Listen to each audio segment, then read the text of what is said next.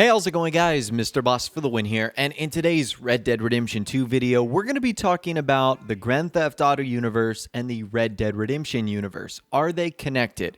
So I said that I was going to look into this topic a little bit more, especially after my last couple of videos talking about how Javier Escuela's voice actor is featured in both Grand Theft Auto and obviously Red Dead Redemption 2, how Michael DeSantis' voice actor Ned Luke gave us hints and clues as to where his character was in RDR 2, and so this prompted me to dive into it a little bit more.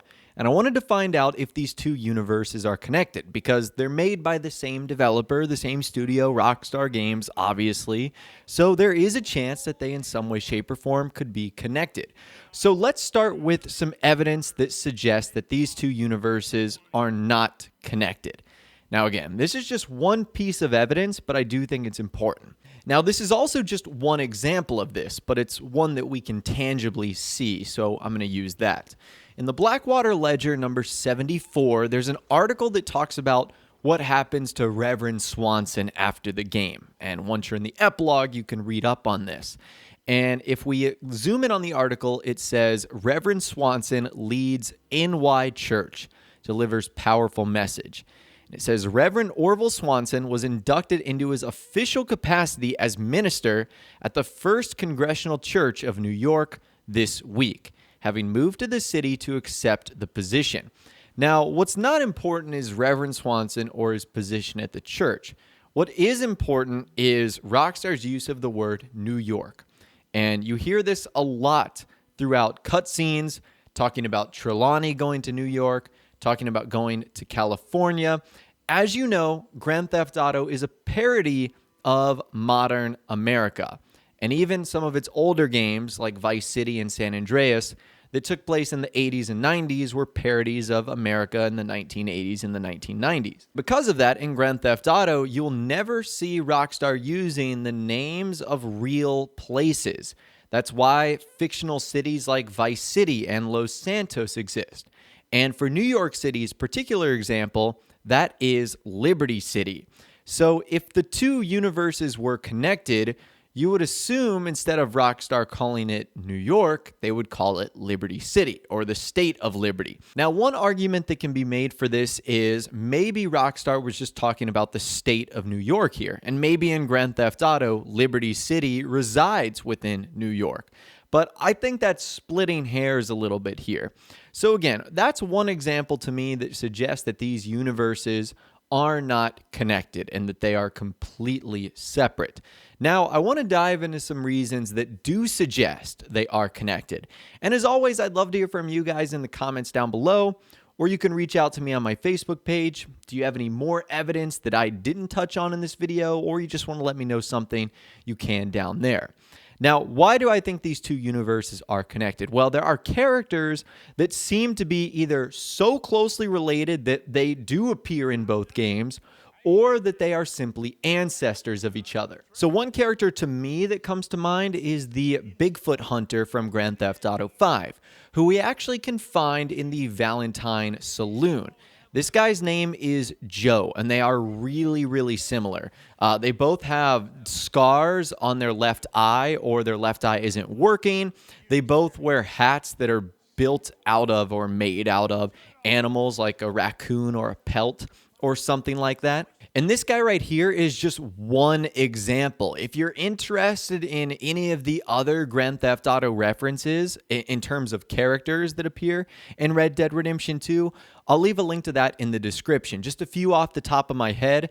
The serial killer in-game, his name is Edmund Lowry Jr. Well, a serial killer in Grand Theft Auto 4, his name is Eddie Lowe. You see the connection there? Also, a name that Dutch makes up on Guarma, Aiden O'Malley, that's a character in Grand Theft Auto 4. So there's lots of character connections here. And this, of course, is just one tangible example that you guys can see in-game with the Valentine sort of buffalo Indian hunter guy right here. But it's clear that there are tons of similar connections, and that's just one example. Now, another example with these characters is the fact that their voice actors and motion capture artists are very similar. We talked about this last week with Javier Escuela's voice actor, that he actually had a very minor role in Grand Theft Auto 5. He was actually the guy who helps Trevor sort of navigate through the McKinsey airfield missions. So I'm not sure if that correlates to a direct connection between the two universes, but it can only certainly help that the same voice actors are voicing different characters in both games. It sort of builds a little bit of a connection there. However, I think the strongest evidence we have to the Rockstar universes being connected, in particular to Red Dead Redemption and Grand Theft Auto, is what we've seen recently in Grand Theft Auto Online, particularly about a year and a half before Red Dead Redemption 2 came out. We started getting these promotions in Red Dead Online that involved treasure hunts. The first treasure hunt was trying to find a golden double-action revolver, one of the weapons that we can find in Red Dead Redemption 2. And it starts by getting an email from vanderland@ifind.com. Obviously, that name should ring a bell, coming from Dutch Vanderland. And essentially what it did was make us go on a little bit of a scavenger hunt where we ultimately found little bits and clues of weapon cases and murder clues that led us to ultimately finding a buried treasure that consisted of a gold double-action revolver. So the same weapon that appeared in 1899 now mysteriously finds its way in California in Los Santos in 2018, I guess. Grand Theft Auto 5's main story takes place in 2013, but there's some characters and missions that state that Grand Theft Auto Online takes place in 2018. So either way, it's still a long time away. So that right there builds two direct connections. The same weapon that happened to be used by someone in Red Dead Redemption 2 can be found, and also someone emailing us from the Vanderland family. That is a direct connection right there. Now, that's not the only time in which Rockstar did this. They did this again a couple of months later with another new treasure hunt. Now, this time it was a little bit different because this time we didn't necessarily get an email from a Dutch Vanderland or a Vanderland family member, but the reward at the end of the day was the same. We ended up unlocking the stone hatchet.